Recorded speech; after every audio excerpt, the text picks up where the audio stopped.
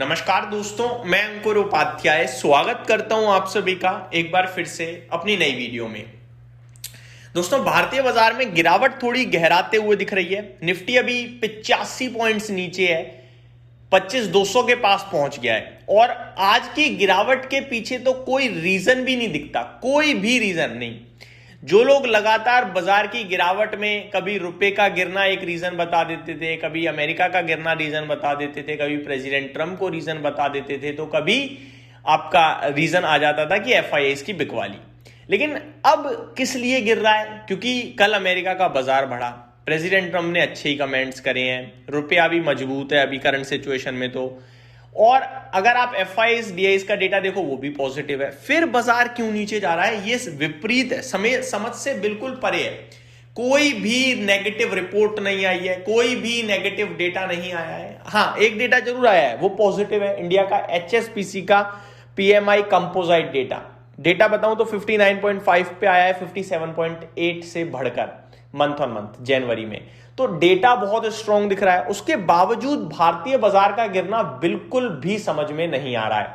दोस्तों, कुछ तो ऐसा हो रहा है पीछे से जो हमें दिख नहीं पा रहा है। या तो बजट से रिलेटेड कोई मेजर कंसर्न है मार्केट्स को, या फिर प्री बजट की जगह इस बार पोस्ट बजट रैली बनेगी। प्री बजट हम लोग सोच के चल रहे थे, बाजार हमारी एक्सपेक्टेशंस को बिल्कुल धूल में मिला रहा है, और पोस्ट बजट जो कोई नहीं सोच रहा है, आई थिंक एक्शन होगा।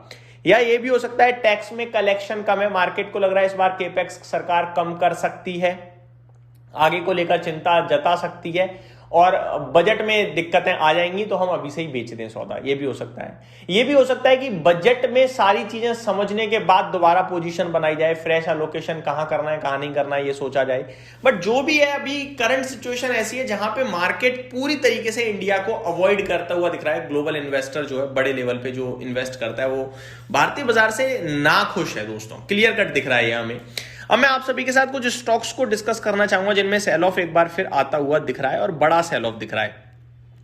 पहला नाम है इटर्नल। बड़ा सेल ऑफ तो नहीं है, लेकिन 4% तो मेरे हिसाब से बड़ा ही हो गया, 4% छोटा भी नहीं मानूंगा मैं। कंपनी का दोस्तों मार्केट कैप हो गया है 2.5 लाख करोड़ का, 2,55,000 करोड़। कल इस कंपनी का मार्केट कैप यहां से करीब 30,000 करोड़ महंगा था। तो 2 दिन में इन्वेस्टर्स का 30,000 करोड़ रुपए हो गया है गायब। दोस्तों, मैं एक ऐसा व्यक्ति हूं इस स्टॉक पे जो पूरे मार्केट से विपरीत राय शेयर करता हूं आपके साथ। मेरा क्लियर कट ओपिनियन इस स्टॉक को लेकर 300 315 पे खूब मैंने चिल्ला के कहा था कि मतलब ही नहीं बनता है इन्वेस्ट करने का। आप फोमो का शिकार हो सकते हो, आप ये कह सकते हो ब्लिंकिट से सब ऑर्डर कर रहे हैं, आप ये कह सकते हो जोमैटो और स्विगी 2 ही मात्र फूड डिलीवरी ऑप्शन है, उसमें जोमैटो लीड करता है, ब्लिंकिट लीड करता है ई कॉमर्स में। तो इटर्नल के लिए तो चौतरफा बढ़िया चीजें हैं। लेकिन उसके विपरीत आप ये नहीं देखते कि ऑलरेडी शेयर 1600 के पीई पे ट्रेड कर रहा है। जितनी भी अच्छी चीजें हैं सब प्राइस्ड इन है, कुछ भी छुपा नहीं है, कुछ बचा नहीं है। दूसरी बात, आपको लगता है कि ये स्टॉक 300 रुपए से 1000 रुपए हो सकता है, मेरे को लगता ही नहीं है। आप मेरे को ये बताओ, 3 लाख करोड़ के मार्केट कैप की कंपनी क्या 1000 करोड़ का मुनाफा करेगी क्या साल का? कहां से भाई? 3 लाख करोड़ की कंपनी है इस समय, और अगर इसे आप 1000 रुपए पे पहुंचा दोगे ना तो ये हो जाएगी 10 लाख करोड़ की कंपनी। 10 लाख करोड़ की कंपनी भारतीय एयरटेल जैसी होती है जो साल का 50,000 करोड़ का मुनाफा मारती है। तो मुनाफा चाहिए होता है भाई, वैल्यूएशन कुछ चाहिए, जरूरी है। और इटर्नल का ब्लिंकिट और जोमैटो जो है ना, वो ज्यादा हरियाली में शुरू में रहे क्योंकि कंपटीशन ही नहीं था। अब तो भैया कंपटीशन हद ज्यादा हो रहा है। ज़ेप्टो अपने आप को फुल फ्लेज कर रहा है, मोनेटाइज ऊपर की तरफ खींचने की केपेक्स कर रहा है। मेरे को लगता है कि ये अब जो करेक्शन में भाव आ रहा है 265, धीरे धीरे कहीं ना कहीं रीजनेबल बनेगा, जहां से आप अगले 1 से 1.5 साल के लिए निवेश के मौके तलाश सकेंगे। जैसे कि 250 230 रुपए मिल जाता है तो फिर आप दोबारा 300 रुपए के लिए प्ले कर सकते हो। बट मैं अपने व्यूअर्स को अभी भी कहूंगा कि ये मत सोचना बहुत करेक्ट हो गया है, ले लेता हूं या एवरेज कर लेता हूं। अभी मतलब नहीं बनता है। अभी इसमें करेक्शन जो हो रही है थोड़ी और गहराएगी, और मेरे को लगता है 245 तक इवेंचुअली ये अभी पहुंचना चाहिए, और वहां आप चाहो तो पहला इंस्टॉलमेंट हल्का फुल्का डाल सकते हो। ये मेरी तरफ से इटर्नल पे मेरा ओपिनियन। बढ़ते हैं आगे दोस्तों दूसरे स्टॉक की तरफ जहां पे आपको एक करेक्शन देखने को मिल रही है। इंडिगो 3% नीचे है। कल नतीजे आए, बहुत कुछ आया है। एक्चुअली मैंने ना तो इसके रिजल्ट्स पढ़े ना मैंने कमेंट्री पढ़ी, क्योंकि मेरा दिमाग हो चुका है अब क्लियर, क्रिस्टल क्लियर, कि मैं इस शेयर को ऊपर में सिर्फ और सिर्फ बेचने की सोचूंगा जब तक मेरे को थोड़ी चीजें समझ में नहीं आ जाती। क्या क्या समझ में नहीं आ जाती? एक तो सरकार, क्योंकि सरकार कहीं ना कहीं चाहती है कि एविएशन क्षेत्र में अब कुछ और एयरलाइंस हो। अगर वो ऐसा सोचती है तो इस कंपनी के लिए नेगेटिव।